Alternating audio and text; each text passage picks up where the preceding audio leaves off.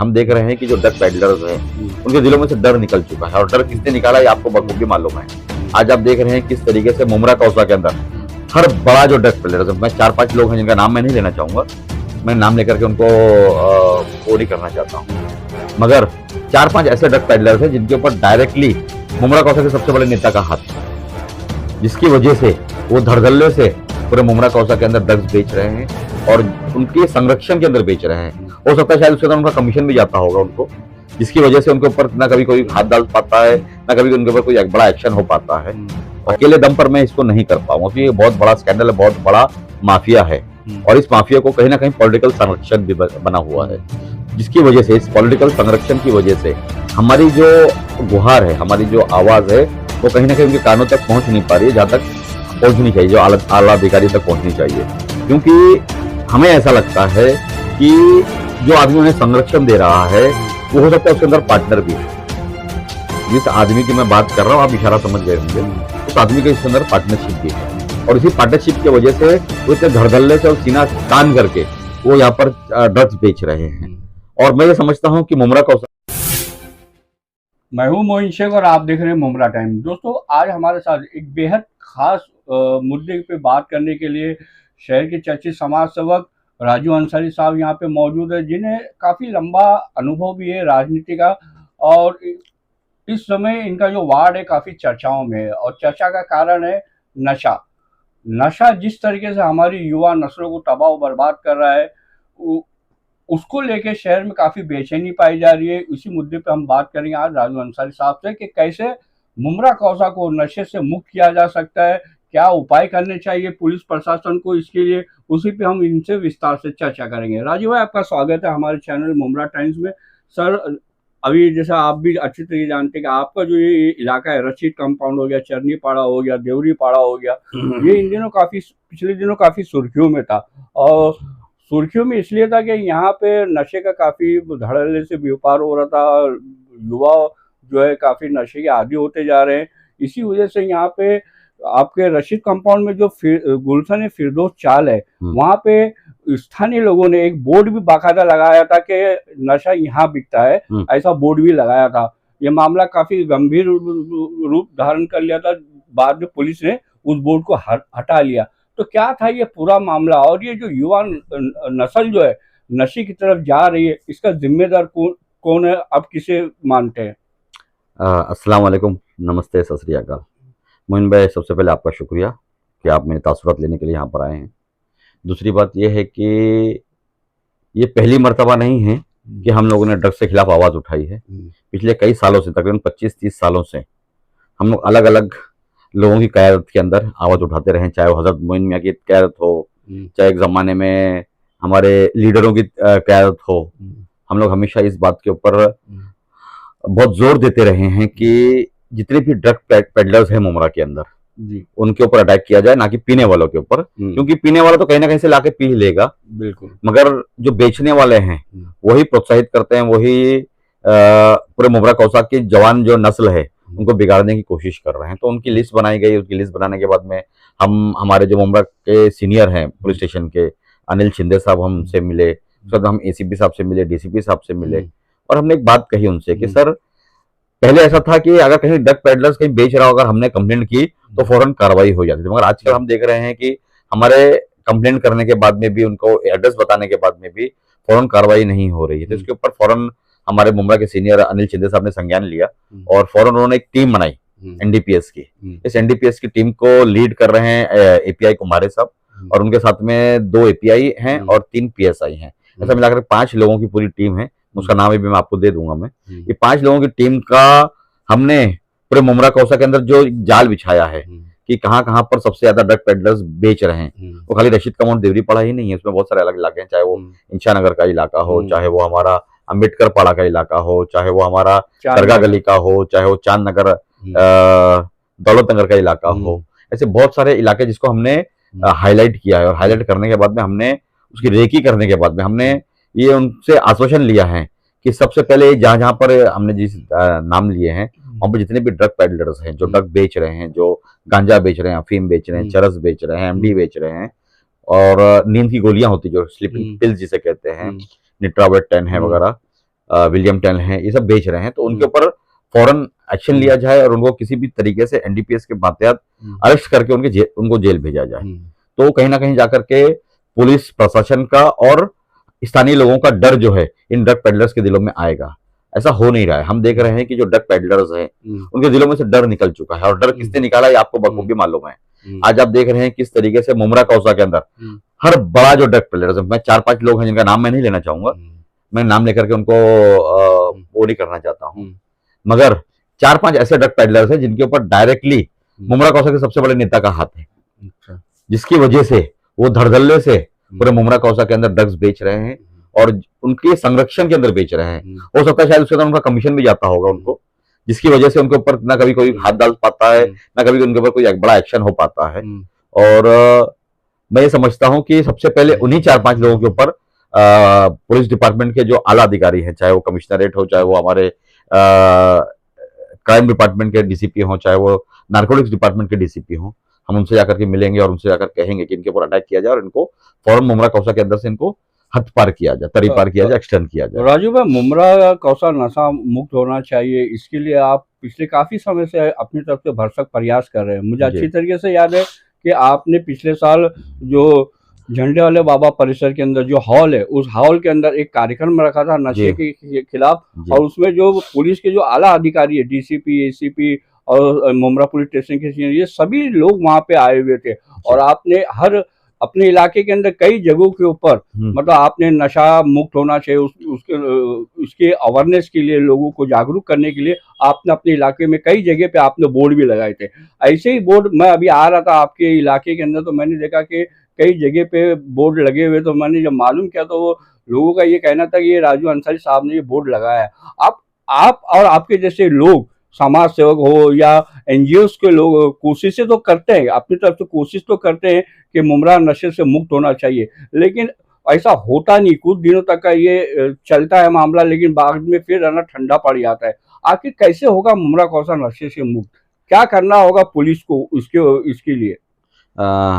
ऐसा है कि आज से 1 साल पहले की बात, मेरे ख्याल से दिसंबर का ही महीना था, हमारे यहाँ पर एक वारदात हुई जिसके अंदर कुछ ईरानी लोग झंडे वाले बाबा के आसपास बैठ करके धंधा कर रहे थे ड्रग्स का, और जिसकी वजह से वहाँ के लोकल स्थानीय के लोगों के साथ में उनकी हाथापाई हो गई, झगड़े हो गए। उसके बाद पुलिस आई, पुलिस ने आकर के कार्रवाई की। फौरन कार्रवाई करने के बाद में मैंने पुलिस डिपार्टमेंट से कहा था कि आप यहाँ पर आइए और आकर के जितने भी इस तरीके के जो ड्रग पेडलर्स, छोटे मोटे जो विक्रेता है, इनको मेन स्ट्रीम में लाइए, इनको मतलब इनको बताइए कि आप जो कर रहे हो कितना गलत है और कितना नुकसानदेह हमारे समाज के लिए।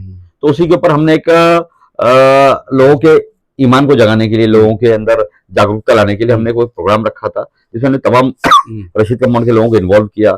सारे सोसाइटी के चेयरमैन, सेक्रेटरी वगैरह आए थे और आकर के उन्होंने उस मीटिंग को अटेंड किया। उसके बाद में अभी आपने देखा कि मेरे ऑफिस के सामने आपने एक बैनर देखा होगा, ऐसे पूरे रशीद कंपाउंड के अंदर मैंने 10-15 जगहों पर, हर नाकों के ऊपर मैंने वो बैनर्स को लगाया है कि हमें नशा मुक्त करना होगा। और इस नशा मुक्त को करने के लिए मेरी कोशिशें या मेरा प्रयास जो है वो नाकाफी है।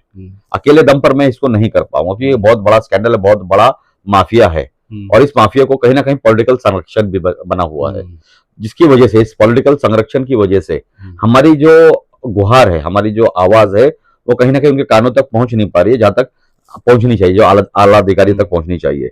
क्योंकि हमें ऐसा लगता है कि जो आदमी उन्हें संरक्षण दे रहा है वो हो सकता है उसके अंदर पार्टनर भी है। जिस आदमी की मैं बात कर रहा हूँ, आप इशारा समझ गए होंगे, उस आदमी का इसके अंदर पार्टनरशिप भी है, और इसी पार्टनरशिप की वजह से वो इतने धड़धल्ले से और सीना तान करके वो यहाँ पर ड्रग्स बेच रहे हैं। और मैं ये समझता हूँ कि मुमरा कौसा के अंदर तमाम लोगों को मैं एक अपील करना चाहूंगा कि देखो, जुल्म करने वाला अगर जुल्म कर रहा है तो जुल्मी तो जालिम जो है वो तो गुनहगार है ही, मगर उस जुल्म को सहने वाले जो लोग होते हैं, और जुल्म सहने के बाद में अगर आपने आवाज नहीं उठाई तो आप भी गुनहगार की कैटेगरी के अंदर ही खड़े हो जाएंगे। अच्छा, तो हमारा ईमान ये कहता है, हमारा ईमान ये कहता है कि कहीं ना कहीं आपने आवाज उठानी चाहिए। आज हम आवाज उठा रहे हैं, हमारे साथ में बहुत सारे लोग मिलकर जुड़ करके आवाज उठा रहे हैं, चाहे वो हमारे यहाँ पर यामीन गुज्जर साहब हो, चाहे वो हमारे मुन्ना भाई हो, चाहे वो हमारे बहुत सारे लोग हैं, इमरान भाई रहे हमारे साथ में यासीन भाई रहे, हमारे साथ में जुनैद भाई रहे, बहुत सारे लोगों ने मिलकर के इस मुहिम को आगे बढ़ाया है। तो मैं समझता हूँ कि ये 15, 20, 50 लोगों की वजह से ये नशा बंद नहीं होगा।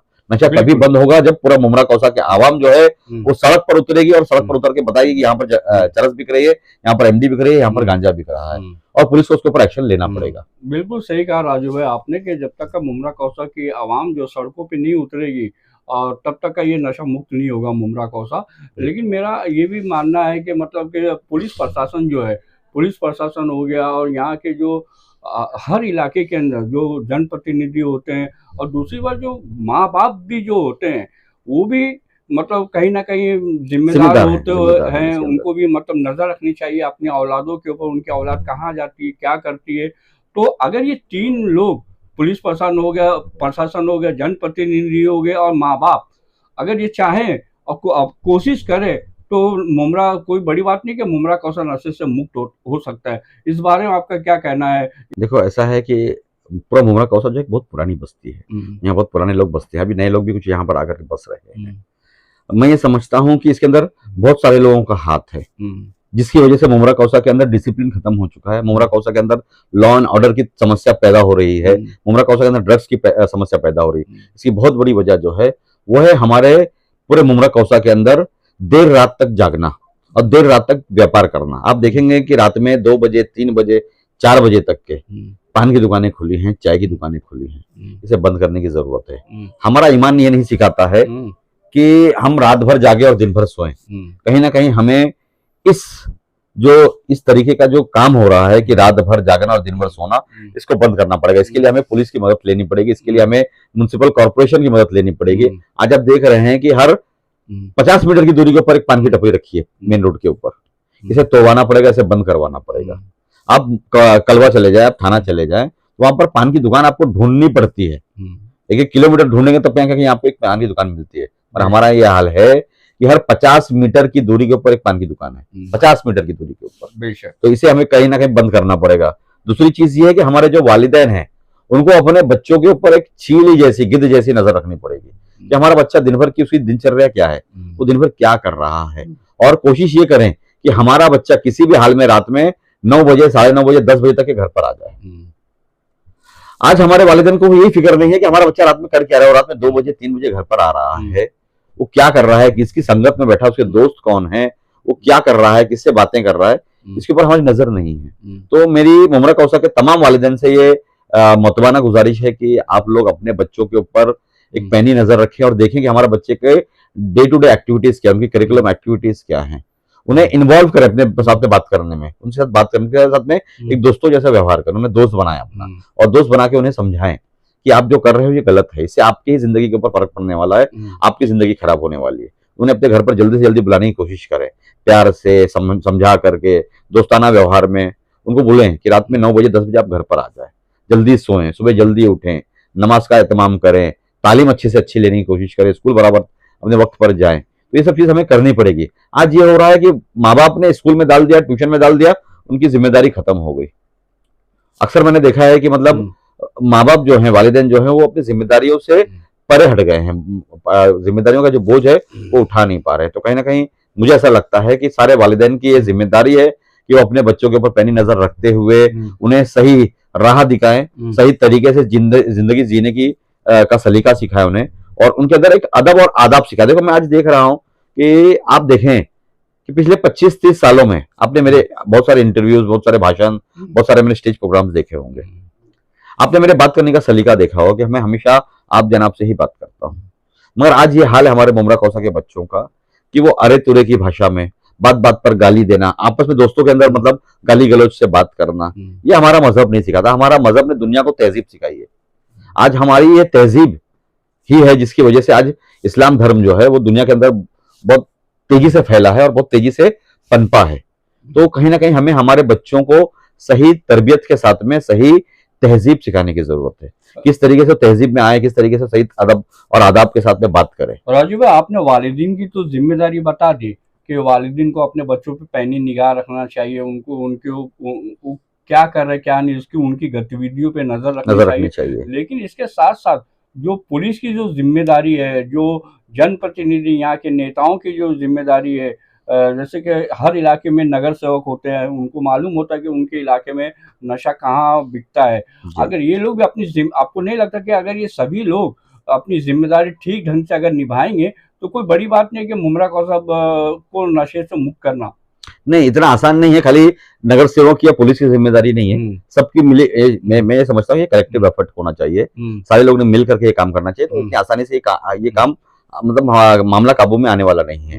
मेरी अपील रहेगी हमारे तमाम नगर सेवकों से, समाज सेवकों से, जो नगर सेवक का इलेक्शन लड़ना चाहते हैं उन लोगों से, कि एक टीम बना करके सब जन अपने अपने इलाके के अंदर, अपने अपने इलाके के सोसाइटी के चेयरमैन हैं, सेक्रेटरीज हैं, लोकल एनजीओज हैं, नॉन प्रॉफिटिंग एनजीओज हैं, इंटेलेक्चुअल्स हैं, चाहे वकील हो, डॉक्टर हो, इंजीनियर्स हो, टीचर्स हो, बैंकर्स हो, उनकी एक टीम बनाए सारे इंटेलेक्चुअल लोगों की, और सब जन ने मिल करके ये मुहिम उठाए कि हमारा समाज का जो नस्ल है, जो नई नस्ल है, वो बर्बाद हो रही है, वो जो है वो कहीं ना कहीं नशे की तरफ आगे बढ़ रही है, वो बेरोजगारी की तरफ आगे बढ़ रही है। तो हमें सबसे पहले तो उनको नशे से दूर करना है, उनके लिए रोजगार पैदा करना है।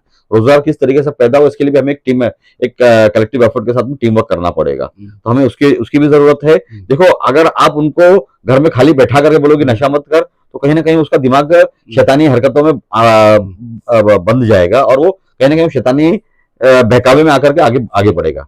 तो मेरा ये मानना है कि इंग्लिश में कहावत है कि आइडल माइंड इज शैतान से करके, तो कहीं ना कहीं हमें हमारे बच्चों को सही जॉब अपॉर्चुनिटीज क्रिएट करके उन्हें जॉब पे लगाना पड़ेगा, उन्हें बिजनेस अपॉर्चुनिटीज क्रिएट करनी पड़ेगी, उन्हें कहीं ना कहीं एक्टिव करना पड़ेगा, इन्वॉल्व करना पड़ेगा। तो इसी के लिए हम लोग चाहेंगे कि हमारे जितने भी तमाम समाज सेवक, नगर सेवक, इंटेलेक्चुअल्स, एनजीओ मिल करके टीम बनाए और टीम बना करके काम करें।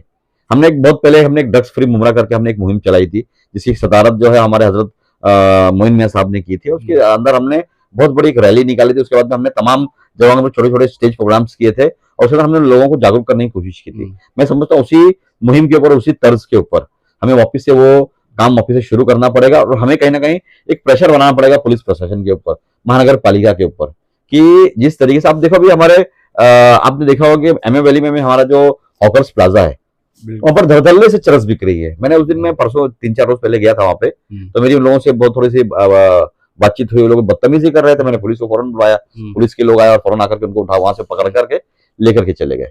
मगर मैं अकेले नहीं कर पाऊंगा, या कोई भी अकेले नहीं कर पाएगा।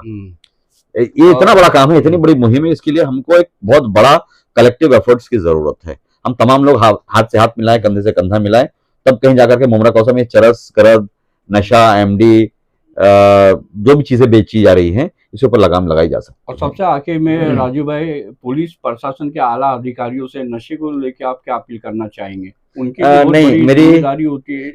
मेरी बात हमारे दोनों सीनियर, चाहे वो हमारे डागर के सीनियर हो संदीपान शिंदे साहब, या मुमरा के सीनियर अनिल शिंदे साहब, या हमारे एसीपी साहब हो, या हमारे डीसीपी साहब हो, हमारी लगातार उनसे बातचीत हो रही है, लगातार हम फोन करते हैं। कभी हमें ऐसा लगता है कि यहाँ पर कहीं कोई माल बेच रहा है, कोई हमारे वीडियोस आ जाते हैं, फोटोज आ जाते हैं, हम फौरन उनको इत्तला करते हैं। इत्तला करने के बाद में फौरन टीम आती है और आकर के कार्रवाई करने की कोशिश करती है। मगर मैं ये समझता हूँ कि सिर्फ पुलिस इसको काबू में नहीं ला पाएगी। पुलिस को अपना काम करने के लिए अगर हमें करवाना है, पुलिस से अगर हमारा काम, तो हमें कहीं ना कहीं हमारे लोगों को जागरूक करना पड़ेगा। हमें कहीं ना कहीं हमारे लोगों के अंदर एक आग लगानी पड़ेगी, हमारे दिलों के अंदर एक आग लगानी पड़ेगी, कहीं ना कहीं लोगों के अंदर एक दृढ़ निश्चय करना पड़ेगा। हम जब तक हम जिद के अंदर नहीं आएंगे, जब तक जो नशे का कारोबार है ये मुमरा कौसा में बंद नहीं होने वाला है। तो मेरी तमाम लोगों से पहले अपील है कि आप लोग अपने अंदर एक जिद पैदा करें कि नहीं, मेरे इलाके में मैं चरस नहीं बिकने दूंगा। क्योंकि आप ये मत समझो कि भाई कोई दूसरा लड़का पी रहा है, मेरा घर का लड़का नहीं पी रहा है। हो सकता है आगे चल के आपका भी बच्चा पिएगा, आप ये बच्चा नशे का आदी हो जाएगा। तो जब तक आपके घर पर आंच नहीं आई, जब तक आप घर में हाथ पे हाथ रख करके बैठे रहोगे, तो एक न एक दिन जरूर आंच आपके घर पर आने वाली है। तो मैं ये समझता हूँ कि तमाम लोग जिनके बच्चे नहीं भी अगर नशे के अंदर मुब्तला हैं, उन लोगों ने भी आगे बढ़ करके एक टीम बनानी चाहिए, साथ में जुड़ करके काम करना चाहिए। और इसके लिए मेरी ऑफिस हमेशा आपके लिए खड़ी है। हमारी टीम के सारे तमाम जो लोग हैं वो आपके साथ में खड़े रहेंगे, और जहां जहां हमारी जरूरत पड़ेगी, राजू अंसारी और उसकी सारी टीम आपके साथ में खड़ी रहेगी इंशाल्लाह। तो दोस्तों, ये थे शहर के चर्चित समाज सेवक राजू अंसारी साहब। आज हमने एक बेहद गंभीर मुद्दे पे इनसे चर्चा की, और वो मुद्दा था नशा। कैसे मुमरा कौसार नशे से मुक्त होगा, उसके ऊपर इनसे हमने विस्तार से चर्चा की, कई सवालात भी पूछे इसको लेके। और हम आपको बता देना चाहते हैं कि राजू अंसारी साहब पिछले काफ़ी सालों से मुमरा कौसा के अंदर जो नशे का कारोबार हो रहा है, जो नशे का सेवन हो रहा, उसकी रोकथाम के लिए वो अपनी तरफ से भरसक प्रयास करते रहते हैं। पिछले साल भी उन्होंने एक कार्यक्रम रखा था नशे के लिए, और पूरे शहर अपने इलाके के अंदर कई ऐसे बैनर होर्डिंग भी लगाए थे कि मुमरा को नशा मुक्त होना चाहिए, लोगों के अंदर ये अवेयरनेस पैदा करने के लिए। और अभी इस समय भी आप अगर आके देखेंगे रक्षित कंपाउंड के इलाके में, तो राजू भाई ने कई जगह पे होर्डिंग लगाई है मुमरा नशा मुक्त करके, और लोगों को अवेयरनेस पैदा करने की कोशिश लगातार अपनी तरफ से करते रहते हैं। तो देखते हैं कब होता है मुमरा कौसार नशे से मुक्त, इसके ऊपर भी हमारी नज़र बराबर बनी रहेगी। दोस्तों, ये वीडियो आपको कैसा लगा, अपनी राय हमें कमेंट्स करके ज़रूर बताइएगा। कैमरामैन अबू बकर के साथ मैं मोइन शेख, मुमरा टाइम्स के लिए।